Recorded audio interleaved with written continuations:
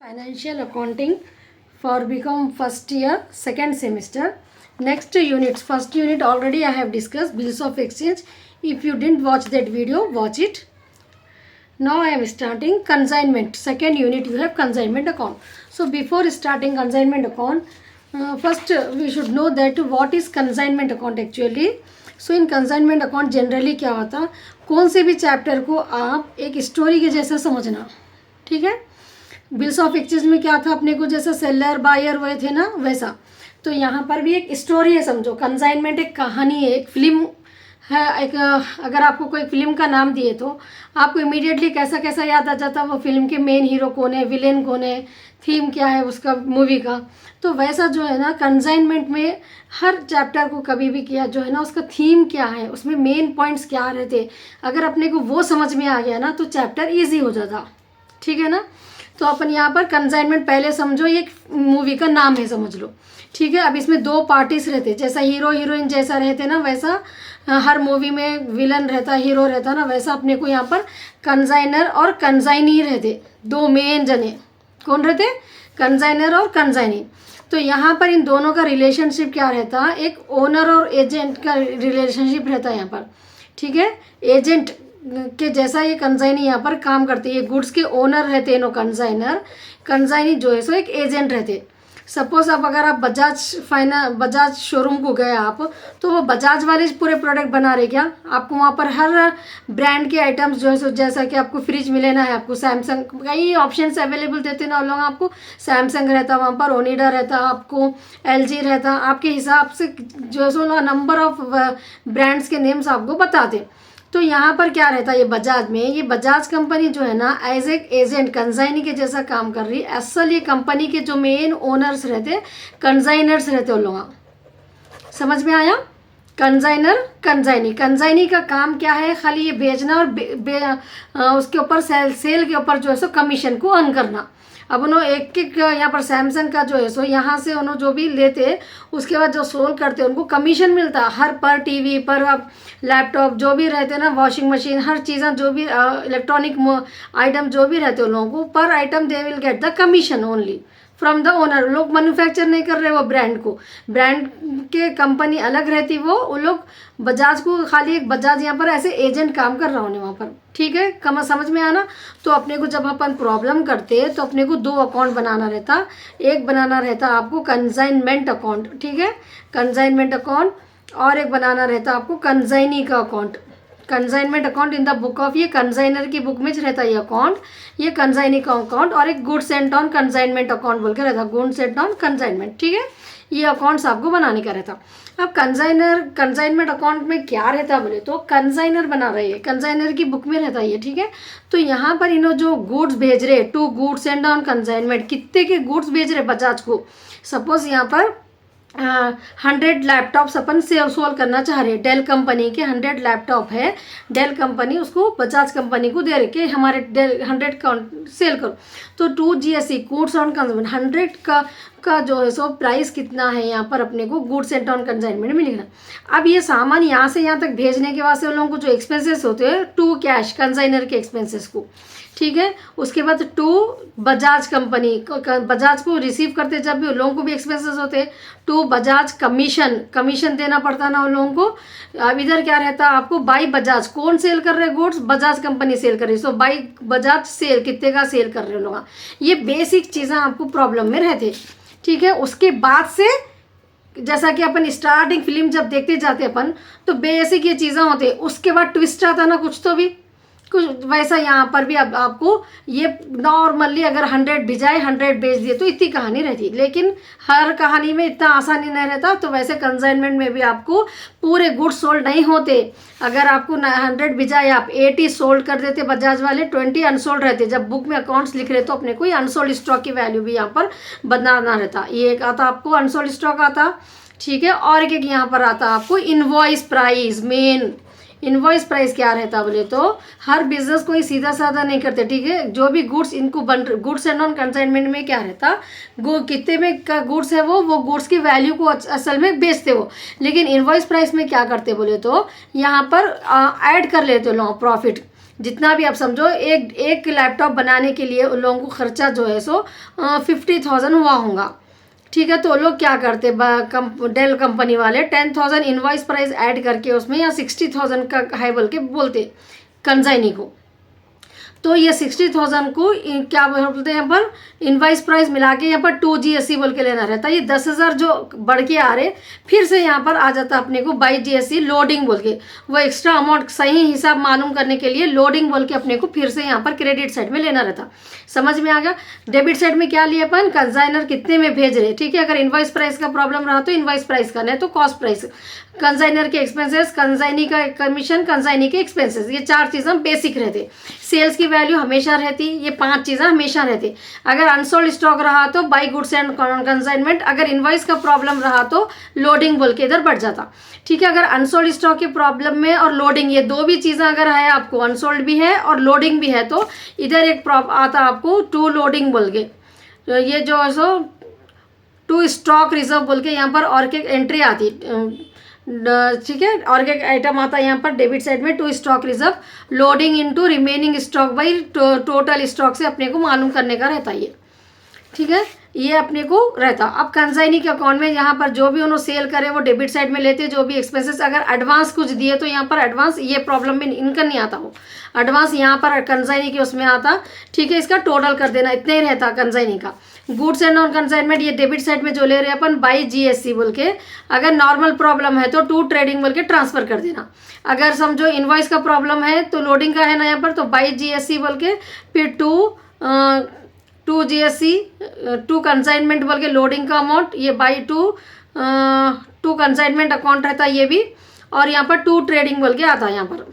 ठीक है, ये इतनी, अगर आपको ये समझ में आ गया, अब मैं आपको पढ़ा सकने का मेरे को कॉन्फिडेंट है। क्यों है, क्योंकि मेरे को ये बेसिक चीज़ें मालूम है, प्रॉब्लम में ये रहते बोल के। So I am a teacher that what is the basic required for the students, I want to teach that only. सो अगर आप उसको समझे तो आपको चैप्टर ईजी हो जाता। ठीक है, in 1 day only you can prepare for 1 chapter if you understand the introduction class whatever I am taking. So watch all the 5 units I am trying to explain you as soon as possible. ठीक है, आपके exams करीब है, I know that, so I will try my level best to complete all 5 units. So this is the basic thing. अगर आपको theory भी आई exam में तो मैं अभी क्या समझाई आपको वो चीज़ों को, this is the concern, this is the consigning, invoice price रहता है, ये पूरे पॉइंटों को सेंटेंस में बना दो, आपको 8 मार्क्स आ जाते हैं। ठीक है, तो ये क्लास आपके लिए बहुत इंपॉर्टेंट है। Now let's move to the problems. Once again you watch it, उसको फिर से जो है सो आप एक बार आराम से सुनो और अच्छा आपको जो है ना समझ में आ जाता। ठीक है, now will see the problems.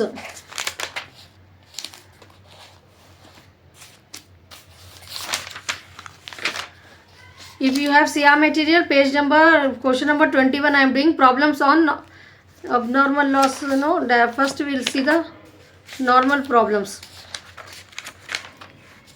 अगर जनरल एंट्रीज भी आए आपको एग्जाम में कंसाइनमेंट के, so it will be easy only. यहाँ पर जो भी अपन जो 2 GST बोल के जो ले रहे हैं ना अपन अकाउंट में, वही जो है ना आपको लिखने का रहता है। ठीक है, अगर जनरल एंट्रीज की भी मैं आपको हिंट दे रही हूँ, कोई याद करने की जरूरत नहीं है आपको। जो कंसाइनमेंट अकाउंट में यहाँ लेते, जनरल एंट्री यही बन जाती, consignment account data to goods and non consignment, consignment account data to bank account.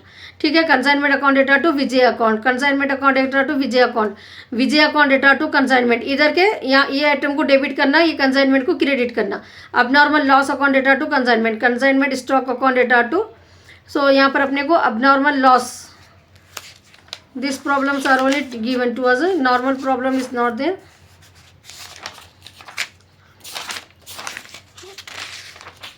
Okay,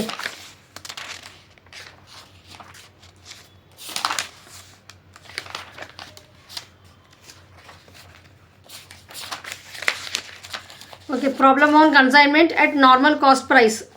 So Praveen of Hyderabad, ठीक है, Praveen of Hyderabad consigns to Vijay of Vijayawada, Vijayawada. अब यहाँ पर प्रवीण जो है ओनर है हैदराबाद में, कंसाइनर इनो जो है सो विजयवाड़ा में एजेंट है विजय, विजयवाड़ा के, उनको 100 cases ऑफ गुड्स जो है सो सेंड कर रहे हो 5,000 पर case. So Praveen incurred the following expenses. Consignor को अब मैं जैसा क्वेश्चन पढ़ी ना, आपको अगर वो समझे तो आपको खुद समझ में आ जाता। देखिए अब 100 केसेस भेजे उन्होंने, 5,000 का एक है गुड्स एंड ऑन कंसाइनमेंट, इतने के विजय है उन्होंने।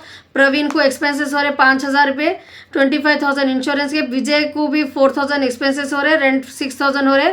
4 केसेस डिस्ट्रॉयड। अब भेजते जब कुछ ना कुछ डैमेज भी हो जाता ना, तो डिस्ट्रॉय भी हो जाता, हो गया इसमें। And a sum of rupees 15,000 का डिस्ट्रॉय हुआ। Insurance company 76 cases were sold for on the full settle, sold for ₹6,000। तो टोटल कितने केसेस थे? 100 केसेस थे। हाँ, तो 76 केसेस सोल्ड हुए। 100 केसेस थे टोटल भिजाए सोनो, 76 इसमें से सोल्ड हो गए। सो बचे कितने अपने को? 24 बचे। ठीक है, 24 बचे ना। तो 24 में से क्या हुआ? During the transit how many? 4 cases were destroy हो गए। तो 20 अनस्टॉक है। समझ में आ रहा? अनस्टॉक कैसा है? 20 है। So next, Vijay is entitled commission 5% on sale पे जो भी रहता वो कमीशन निकालना रहता 5%, डेबिट साइड में लेना रहता। And sent a bank draft full settlement. समझ में आ गया ना क्वेश्चन? एक क्या बोलते हैं, अपने कुछ भेजते जब डिस्ट्रॉय भी होता, वो भी अपने यहाँ पर कवर कर लेंगे प्रॉब्लम में। तो पहले देखिए, in the book of Praveen consignment account, goods and on consignment 5,000 के गुड्स और 100 रुपीज़ ईच है। तो यहाँ पर इनवॉइस प्राइस कुछ भी नहीं है, 5,000 इंटू 100 करे तो आपको आ जाता। अब कंसाइनर के एक्सपेंसेस, फ्राइट इंश्योरेंस 5,000, फ्राइट के इंश्योरेंस के 25, दोनों ऐड करके डाल लेना। कंसाइनी के एक्सपेंसेस क्या? कार्टेज के रेंट के 6,000, टोटल 10,000 हुए उनको। कमीशन सेल्स पे, सेल्स कितने का करे उन्होंने? 76 केसेस 6,000 में सोल्ड करे ना उन्होंने, तो 4,56,000 उस पर कमीशन मिलता, सेल्स पे कमीशन भी देना रहता। तो 4,56,000 का 5% कमीशन 22,000। समझ में आ गया ना? यहाँ तक डेबिट के आइटम। अब क्रेडिट साइड देखिए, बाय विजय अकाउंट सेल्स की वैल्यू ले लिए। अब नॉर्मल लॉस, यहाँ पर अपने को 4 यूनिट जो अब नॉर्मल लॉस हुए वो मालूम करना है। पहले तो ये 100 केसेस थे, 4 लॉस हो गए, 96 बचे। 96 में से 76 उन्होंने सेल कर दिए है। 20 केसेस जो है सो अनसोल्ड स्टॉक है। ठीक है, तो यहाँ पर कैलकुलेशन ऑफ क्लोजिंग स्टॉक, पहले ये 20 केसेस का क्लोजिंग स्टॉक का अपन मालूम कर रहे हैं। ठीक है, 20 इंटू 5,000 1 लाख रुपीज़ होते। प्रोपोर्शनेट एक्सपेंसेस ऑफ कंसाइनर के expenses 30,000 expenses remaining stock by total stock. Remaining stock बोले तो RS, टोटल स्टॉक बोले तो TS। RS रिमेनिंग स्टॉक कितना था? 20 था। टोटल स्टॉक कितने भी जाए थे उन्होंने? 100 भी जाए। प्रोपोर्शनेट एक्सपेंसेस ऑफ कंसाइनी के एक्सपेंसेस के लिए क्या करना रहता अपने को? ओनली कार्टेज रेंट नहीं लेना रहता, नॉन रिकरिंग एक्सपेंसेस। ठीक है, तो 4,000 only we have to take. ये आपको थोड़ा एक पॉइंट यहाँ पर कंसाइनी के एक्सपेंसेस लेते जब याद करना रहता। नॉन रिकरिंग एक्सपेंसेस क्या पॉइंट आपकी टेक्स्ट बुक में रहता, उसको नोट कर लो। ठीक है, 4,000 इंटू रिमेनिंग स्टॉक बाई, अब यहाँ पर जो है सो 76 actually 4,000 into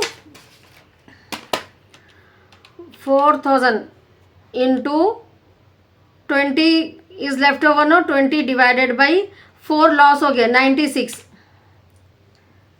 yes taken 76। So 4,000 into 20 divided by 76, 1052। तो we are taking 1053। Closing stock की वैल्यू अपने को आ गई। ठीक है, 40 केसेस 5,000 के हुए ना, उसको भी कंसाइनर के एक्सपेंसेस, कंसाइनी को नहीं लेने का रहता अपने को, सिर्फ कंसाइनर के एक्सपेंसेस लेना रहता। सो कंसाइनर एक्सपेंसेस इंटू 30,000 इंटू 4 कितने यहाँ पर डैमेज हुए डिवाइडेड बाई 100। अब नॉर्मल लॉस की वैल्यू आती है, दोनों वैल्यू को यहाँ पर ले लेने का है। ये टोटल में से अपने को ये टोटल माइनस करे तो आपको प्रॉफिट आ जाता। ठीक है, विजय का अकाउंट बनाना है कंसाइनी का, just now I told you no, इसमें कुछ भी नहीं रहता। विजय को अपने को यहाँ डेबिट में जो लिए क्रेडिट में लेना, क्रेडिट में जो लिए डेबिट में लेना। विजय के क्या क्या थे एक्सपेंसेस था, कमीशन था, 2 चीज़ें ले लिए अपन यहाँ पर। एडवांस नहीं है ये प्रॉब्लम है, एडवांस आया तो यहाँ रहना रहता था। 2 कंसाइनमेंट सेल करे सोनो, क्रेडिट का डेबिट में ले लिए, टोटल कर देना बाई बैंक बैलेंस बोल के। Goods and on consignment by consignment बोल के इधर आता 5 lakhs to trading account, that's all.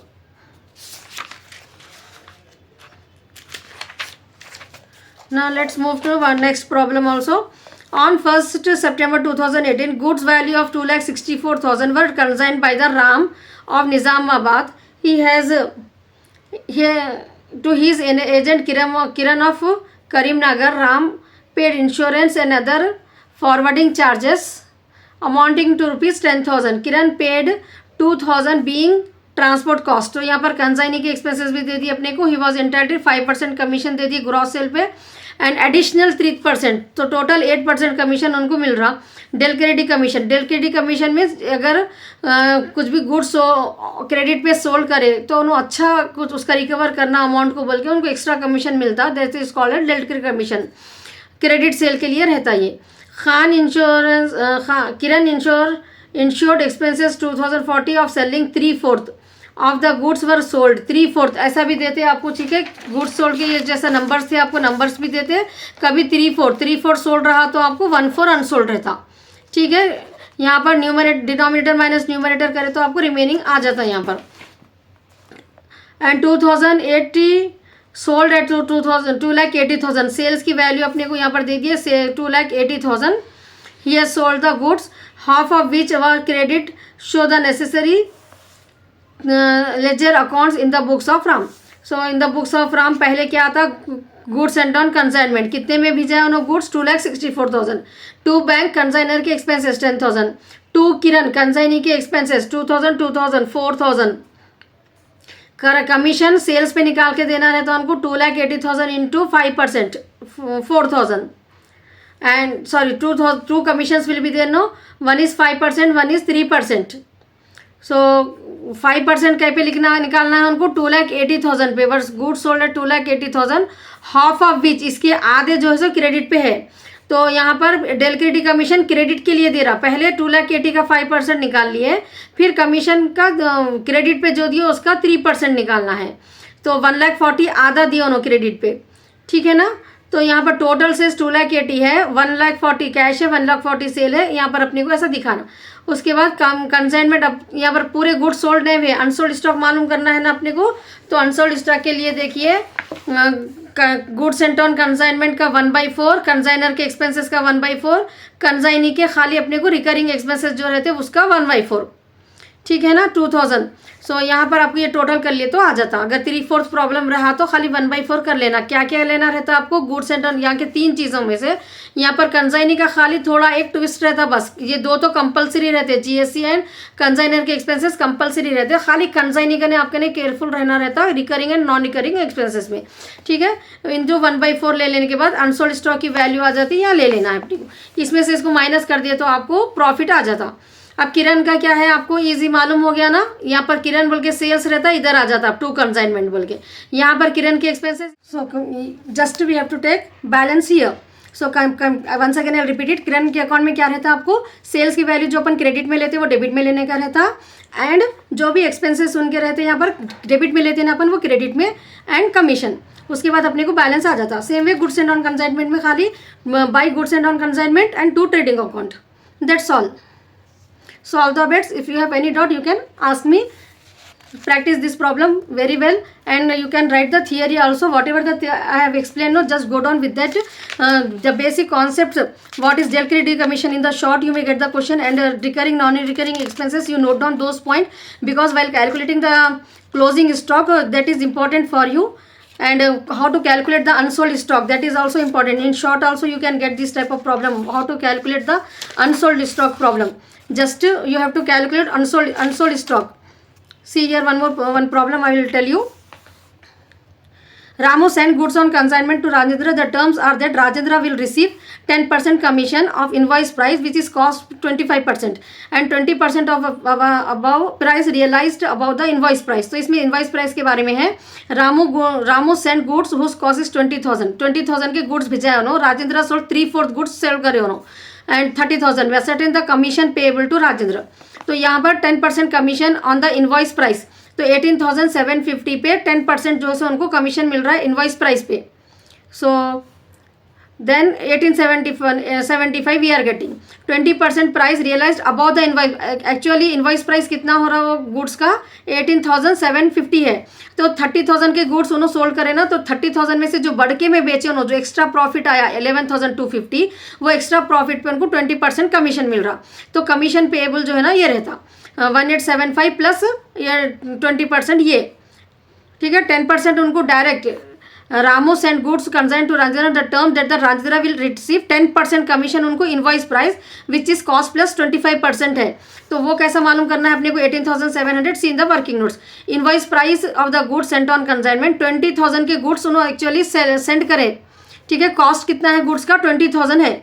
20,000 का 25% कितना होता 25% 5,000 we are getting. So 20,000 plus 5,000 25,000 के असल गुड्स हो रहे वो। इनवॉइस प्राइस क्या है 25,000 का 3/4 गुड्स इट सोल्ड करे उन्होंने, तो 3/4 कितना होता 18,750। इसलिए अपन 18,750 का 10% ले रहे, ठीक है। क्या करना है अपने को पहले इनवॉइस प्राइस 20,000 कॉस्ट प्राइस है, 25% इनवॉइस प्राइस, पहले पूरे गुड्स का जो है सो 25,000 इनवॉइस प्राइस अपन मालूम कर लिए। अब उसका खाली 3/4 सोल्ड करे ना जो गुड्स, उसके ऊपर उनको कमीशन मिलता। तो इसलिए अपन 25,000 का 3/4 कर लेना पहले 18,750। क्वेश्चन में नहीं है वो, वर्किंग नोट्स में करने के बाद आपको 18,750 उसका 10% निकालना है 1875। उसके बाद 20% profit realise over above price.